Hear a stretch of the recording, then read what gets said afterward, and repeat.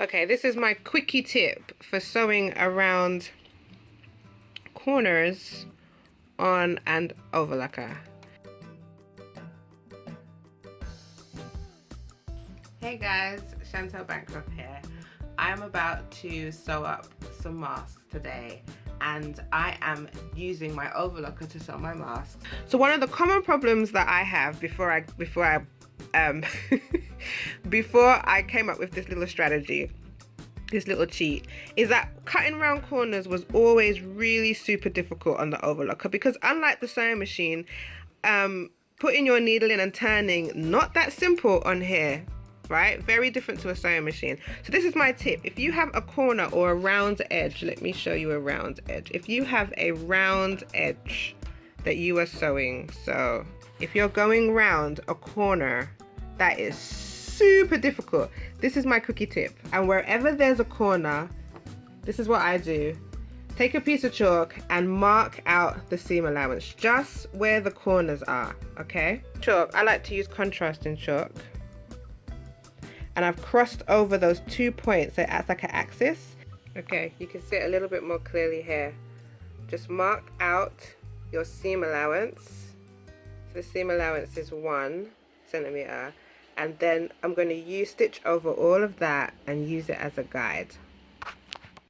Okay, so what I mean as a guide, when you cut around these corners, right, you have these markings that show you your seam allowance.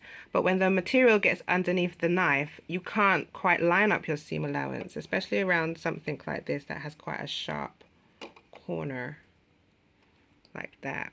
Yeah, I messed up a little bit here. That happens too. Show yourself some compassion, it's cool. So you see that it's got a slight edge. So what I did was I lined up my blue lines that indicated my seam allowance against this marking here. And this marking here is the right needle on my machine. And the measurement from my needle, that right needle on the machine, to that point here that I've marked off in pencil, that's 3/8. And 3/8 is equal to 1 centimeter. So when I'm going around these sharp corners, I get to a point when I'm sewing, I cannot see where the seam allowance is, because this piece of material is under like that and that material is back like that, and there's just no way to be able to guide it around like you would with a sewing machine. So I use my blue markings to line up with that little nubbin in the metal there. You can see exactly where I used my blue seam allowance with the chalk as a guide. See, pretty close, huh? Came out good.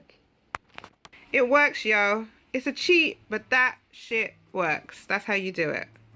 Also, what you want to do after you've put all your lines on your corners, go slow when you're overlooking. This beast is a bad boy, right? It's fast, and yes, it's efficient, but that doesn't mean that you have to match its speed. Go slow, take it slow, and you will get those corners done. And it doesn't matter if you mess up a little bit, it's okay. It doesn't matter. You can always go in with a needle and thread and just neaten up and tidy up the edges that didn't quite work out. But go slow.